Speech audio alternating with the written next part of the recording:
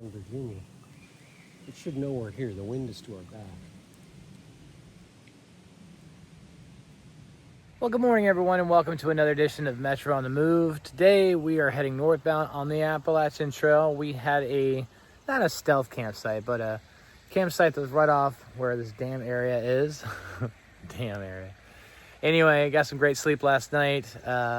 Couldn't complain about that. My foot is still hurting. I think I might have broken my little pinky toe, but I've taped it up, and hopefully everything will be all right. Today, I think we only got about 12 to 15 miles or so, so it's relatively an easy day. That being said, it's a beautiful day, so let's keep moving. So last night it rained, and every time it rains, I try and wipe down all of the moisture as much as possible. Also to get up any type of materials that might be on the bottom of my tent. Just because I know when I open it up, all that stuff's gonna fall off again.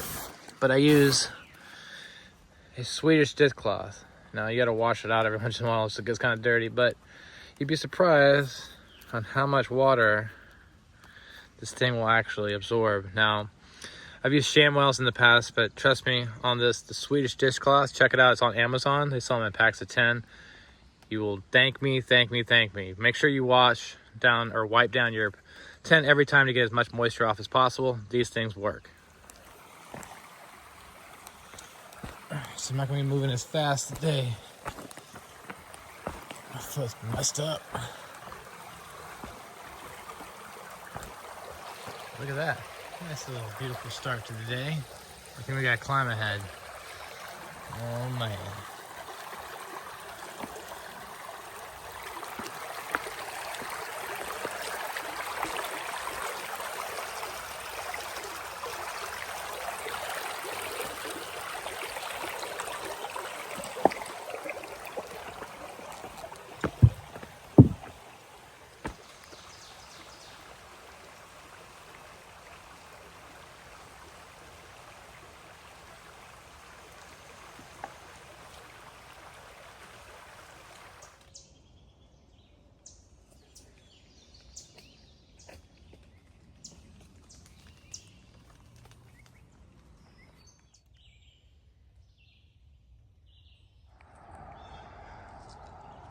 A little bit different than the past couple days. The sun is out, and hopefully all this lichen won't be so slippery, because we've got a lot of uphills today. Not a lot, but enough. It's pretty. So we just crossed into Harriman State Park, crossing over this major highway. It's a cool bridge. Whoa.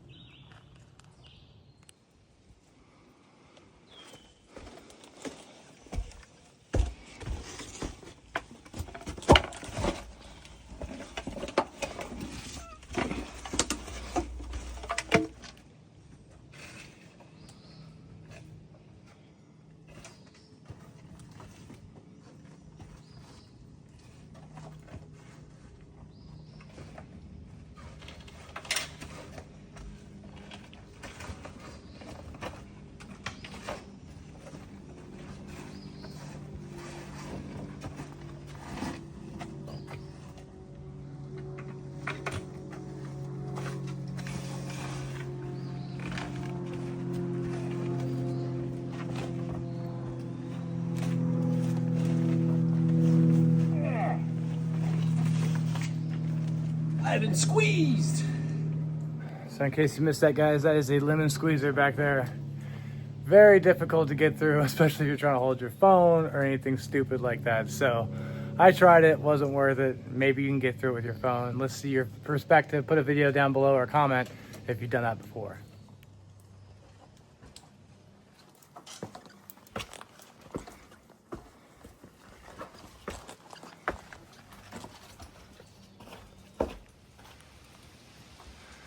Well, guys, I'd say it's probably one of the most dangerous parts so far, especially since you are not really in a spot where if you mess up, you're definitely gonna fall, so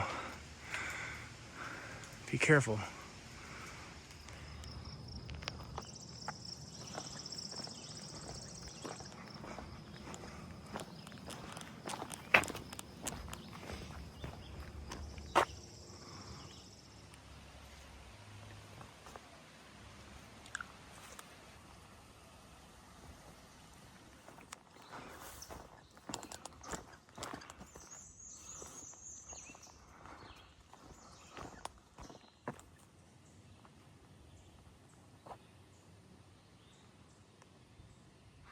All right, so we've made it to the shelter area. This will be the very first shelter we've been to in New York. Passed by another one, but we was way off the beaten path. So it'll be interesting to see how these shelters look in New York.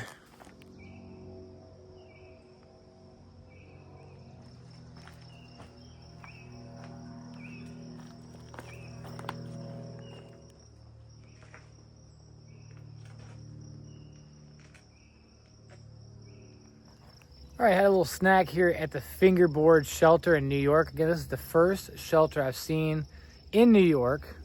Pretty impressive. Has 2 fireplaces in it. Not sure if you're supposed to have fires at all inside of a state park, but it looks like they have had fires there. Lots of interesting graffiti. Anyway, back on the trail. Let's keep moving. A little perspective of where we're at. We just left the Lemon Squeezer 2.1 miles ago. There's a short up on my channel in case you're interested, but here's a breakdown of where we are headed. Let's keep moving. Guess this is the old water tower, and here is the new water tower. Looks like there's a spigot that you can get to through the fence, but it looks a little shady. I don't know.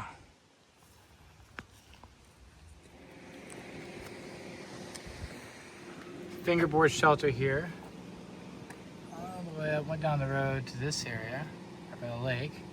We'll go back up on the Appalachian Trail. We're gonna head to that shelter.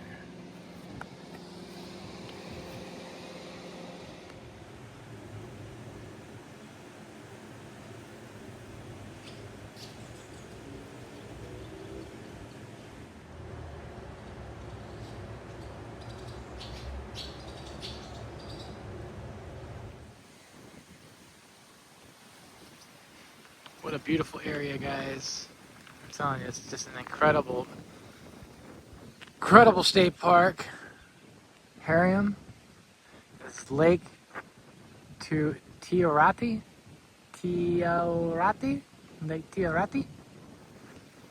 But it's closed. Why is it closed? I want to go swimming.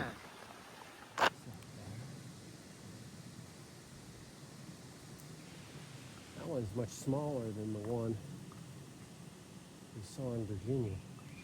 It should know we're here. The wind is to our back.